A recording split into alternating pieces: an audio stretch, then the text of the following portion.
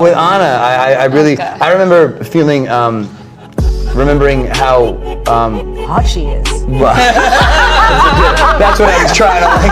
Did you see the serpentine answer? I was like, basically, no, it really was, it was confidence, because it wasn't an easy job to come into. I knew that the job was something that a lot of people had been fighting for, and it's you know, in the middle of this huge ensemble of a lot of really established. I mean, I was nervous to come to set, but this job, this role is really the center linch point, you know, and it's just a linchpin rather, and it just, I remember her coming, the first time I met her, it was just, she was very, there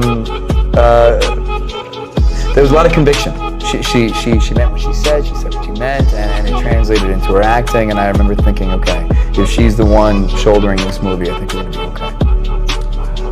Nice. Well, yeah. And then your turn. I was scared. Yeah, well, I didn't clock it.